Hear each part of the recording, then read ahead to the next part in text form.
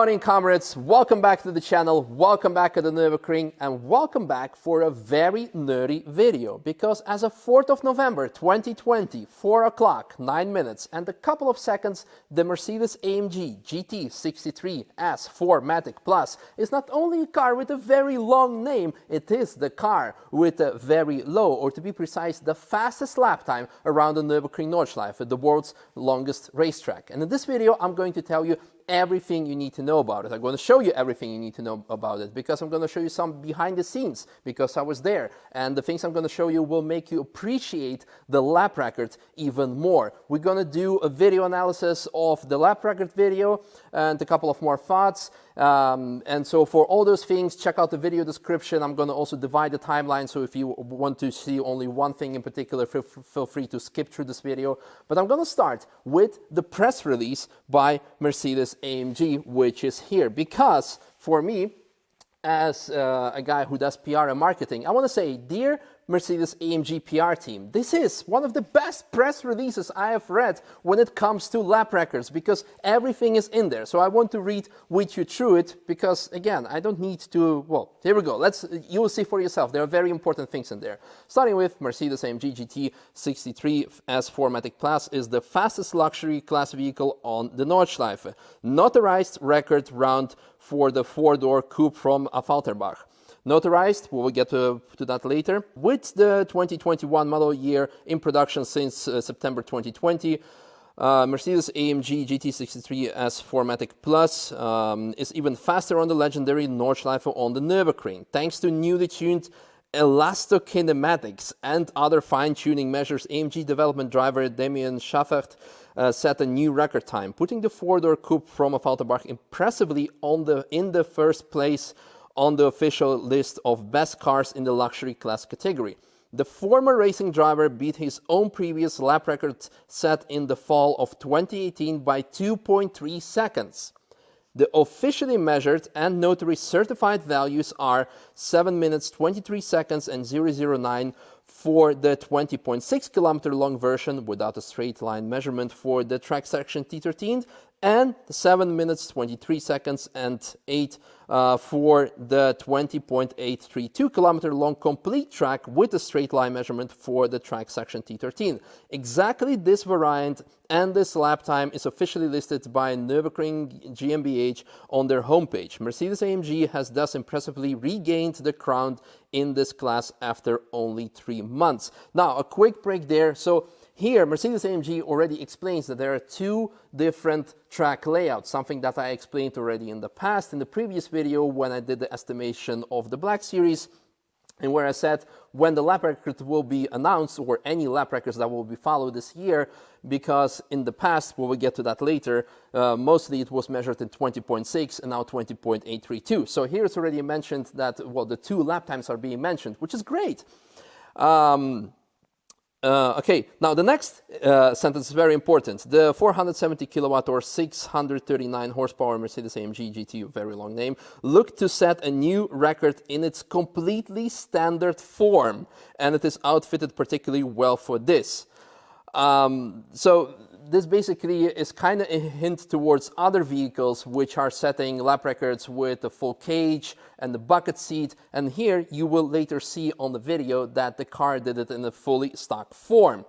So also mentioning the tires, which are very important. Michelin Pilot Sport Cup 2 tires fitted during the record-breaking drive, which every customer can also order as an option, provided with a final bit of grip for optimum traction and powerful acceleration.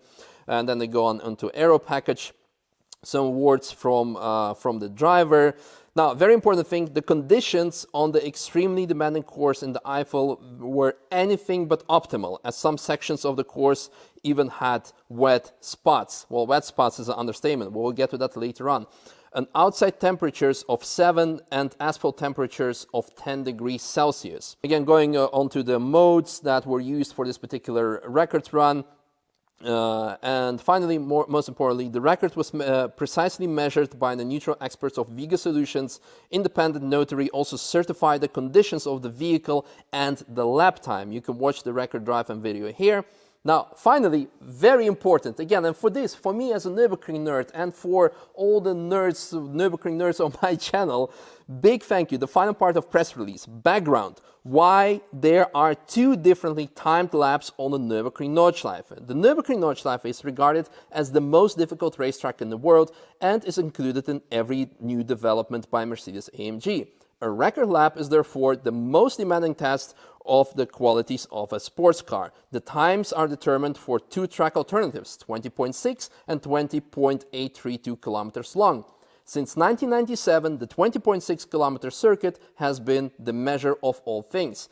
The specialist magazine Sport Auto from the Motor Presse Stuttgart publishing house drives this circuit as part of their so-called super test. For historical reasons, and some people say also for safety reasons, the short straight at the T13 grandstand from the turnoff from the Nordschleife to the Grand Prix circuit to the exit of the Grand Prix circuit onto the Nordschleife was not included in the timing. The starting line is therefore at the end of the T13 grandstand on the northerly direction, and finish line is at the beginning of the T13 grandstand in a southerly direction. Therefore, no complete lap is measured after the flying start. The total length of the course is exactly 20.6 kilometers. So most of the lap times that you have seen before 2019, we'll get to that in a bit, were done over this 20.6 kilometer stretch. In 2019, the official Nürburgring lap was added. It was organized by the operating company Nürburgring 1927 GmbH & Co. KG, and is 232 meters longer, because the start and finish line are identical here, also in the T13 section. So a full Nordschleife lap of 20.832 kilometers is driven and measured with a flying start. Numerous conditions must be met for both record drives to be recognized. In addition to timekeeping with calibrated photoelectric sensor technology, official record attempts to achieve a lap time are always accompanied by a notary. In addition to monitoring the timekeeping, the vehicles and the tires are also inspected and approved by the notary. The classification of the vehicle classes is based on the official categories of the German Federal Motor Transport Authority. So, I should have printed this out and waved with this press release for extra dramatic effect, but let's save some trees but again, this is one of the best things that I have read. And speaking of press releases, because we were going into this a couple of weeks back, etc. So again, massive shout out. Thank you, Mercedes-AMG, for making my job easier, because I could just read it and go into this in detail. Now that you know everything about the press release and what happened, let's go into behind the scenes, because as I mentioned, I was there. So how did the day start?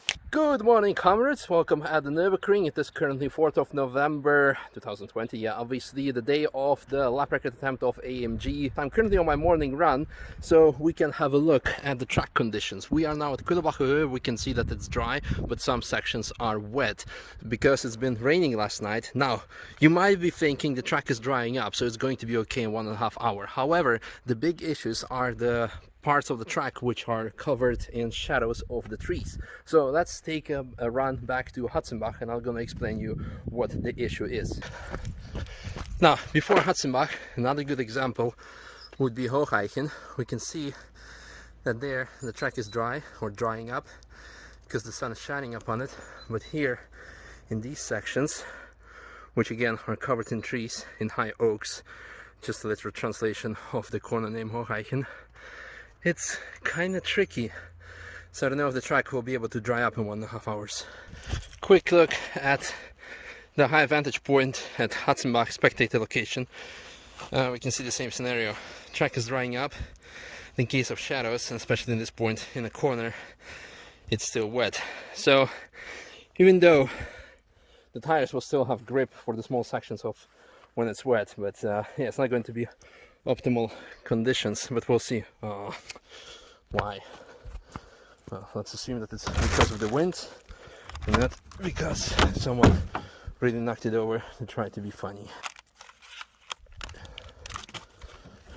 Another Nürburgring car, and so here we are at Hatzenbach, and this is an indication of how bad it is and how bad it is going to be. I remember last year or 2 years ago when we did the video about the track's conditions, in terms of, about track's reconstruction, and we showed the whole track up close. I remember here, and especially the beginning at T13, the track was covered in ice even. And we were filming at 2 o'clock, I believe, already in the afternoon. So what I'm referring to is that this section of the track is probably not going to dry out unless a miracle is going to happen, but it will be like very difficult to dry out. And it's also very important because it's a hard braking zone into the Hatzenbach section. We'll see. I keep my fingers crossed for AMG boys. Alright, fast forward to a later point in the day, 5 minutes to 12, 5 minutes before the record. We're at T13. We can see over there already timing beacons installed. People from Viga, probably timing services, were just doing some checkups.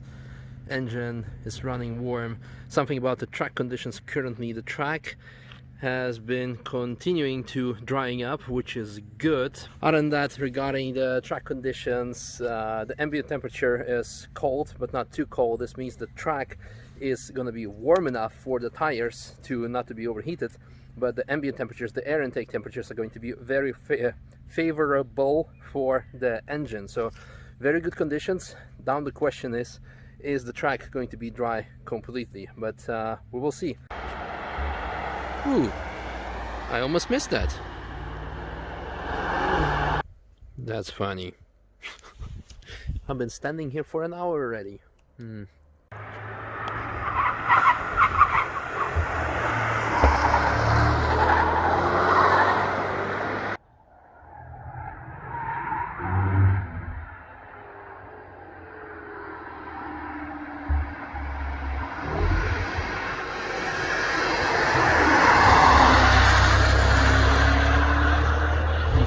So long story short, the track conditions were far from there for a good lap time, let alone a lap record. So saying that the track conditions were suboptimal and the press release was a huge understatement by Mercedes-AMG.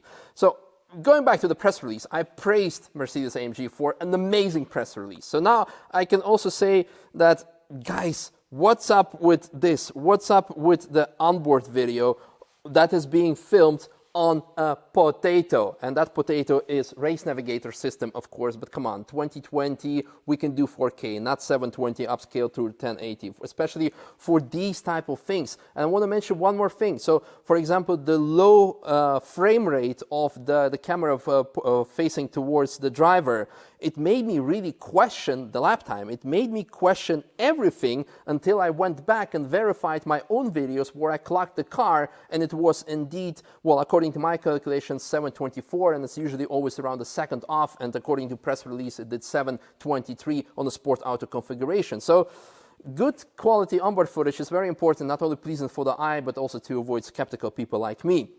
So for next time, please mount something else so we can enjoy of this achievement even further. But anyhow, let's jump into the onboard analysis. So as mentioned, track conditions were far from optimal, but we're gonna see how it influenced this lap time. So the car is entering the T13, it goes into T13 corner, and before, as you could have seen in the entry shot, the car did a massive drift, so the driver had to go very easy on the throttle here not to initiate the drift.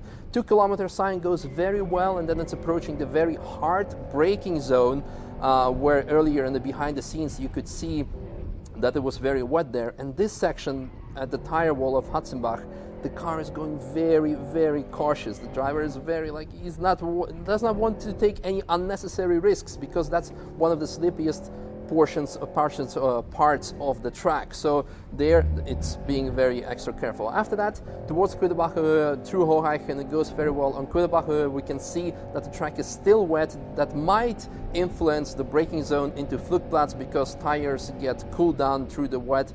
And you can see again here, he is very, very cautious through Flugplatz. However, I must say that the speeds that he's doing are actually very okay. Also approaching Schwedenkreuz, eventually the car will hit, I believe, 275-ish kilometers an hour before the braking zone. Let's have a look.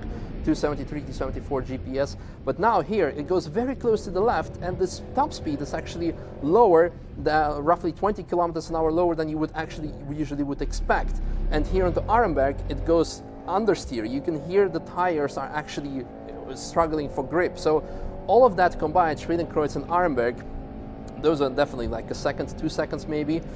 And in Schwedenkreuz, the car was very close to the left because of, yeah, it didn't want to go off the line. Now, going into exit Foxhole here, again, mistake, well, because of the track conditions, so costed a lot of time. Through Adenauer Force, you will hear that the tires are struggling for grip, and thereby the exit and entrance could have been a lot faster, a lot smoother.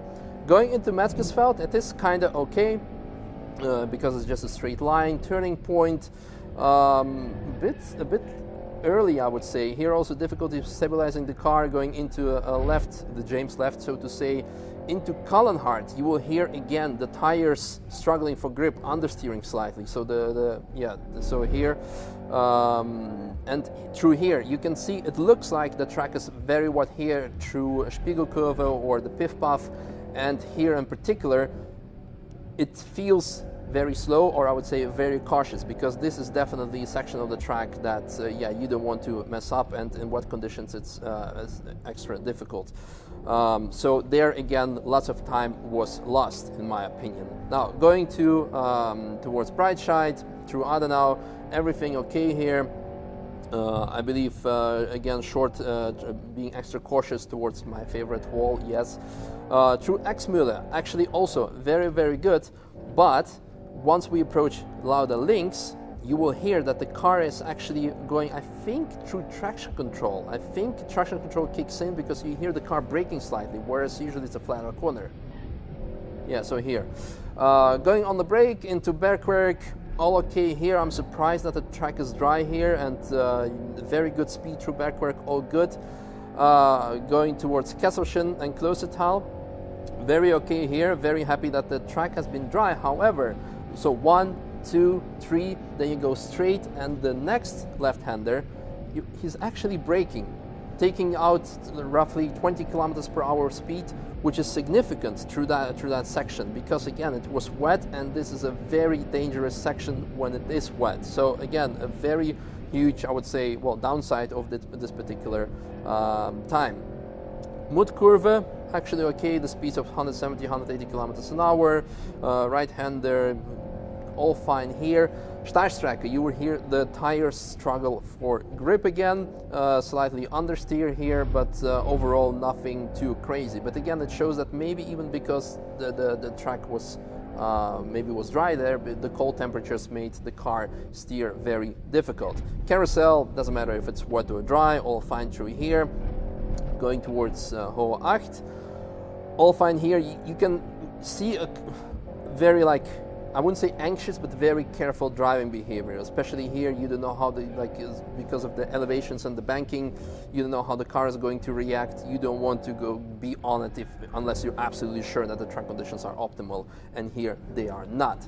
Now, Hedwigshöhe, again here, very careful going through here. Careful driving, braking zone, very easy. Not doing the Wipperman challenge too crazy, so the left curb slightly going over it, and then over the right one a bit more. Here you will hear again some understeer going into Eschbach. Yeah, and even a slight correction. Braking going into Brünchen. Brünchen 1 was doing actually pretty okay. Nothing significant as far as I can remember. Let me have a look one more time. Yeah, all fine, perfect. Now here, Brünchen 2, you will see that he's completely off the line, and he's actually taking the wet line to the outside, and here is the point where you can hear the tires are actually struggling for grip extremely. So he was taking the wet line because usually it would be a lot more closer to the curb, so this shows again that there it was far from optimal. Flanskarden, scary section, because you will hear that after the jump, some understeer. Yep, and you don't want to end up on the gravel there, absolutely not. Flanskarden 2, balls out, all good, all nice. Also, like towards Bell of S, the speeds of close to 200 kilometers an hour was very good, very nice. Braking into Schwabenschwanz, I wouldn't say, yeah, nothing to complain there, so it was actually pretty okay. You can hear again still some understeer going into the, hitting the curb as well, also minus. Then going into the mini carousel, the car will oversteer slightly, so you have to correct. So losing some time there, and then going into Galgenkopf, which is also a very scary section in uncertain conditions, but he managed well. And then you go pretty much flat out. You can skip until the end. It was, you just do the straight flat out section, and then at T13 before the finish line the car understeers again heavily because of the bad conditions. So what does this conclude us with? With again these many not say mistakes, but things that were because of the conditions like that, the car could have gone faster, maybe 5 seconds, maybe 10. Now 10 is probably a bit crazy, but 5, I dare to bet 5 seconds at least. And you can also see at the end of the video, usually when a driver, you can look up any lap record video, when the driver goes over, they usually like celebrate and they're happy about it. In this case, it's like no reaction, because they knew that the car can go a lot faster, but it was already enough for a lap record. But what does that bring us? This means that whoever is going to come next needs to really come with something really fast car, because if they're going to beat it by a second, maybe even 2 seconds or a couple of tenths of a second and claim lap record for the fastest luxury class vehicle on Nürburgring Nordschleife, Mercedes-AMG is going to be like in 2021, like, oh, industry pool, we have lunch break. Who wants to do a lap record on a lunch break? Okay, oops, we just did a lap record.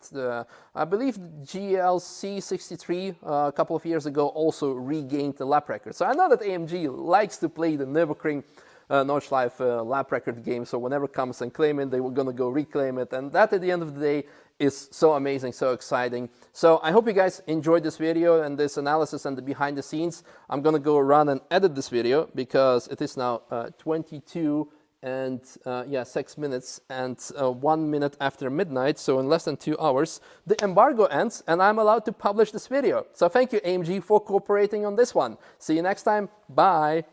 Very soon, because something else will be, I'm not allowed to talk about stuff.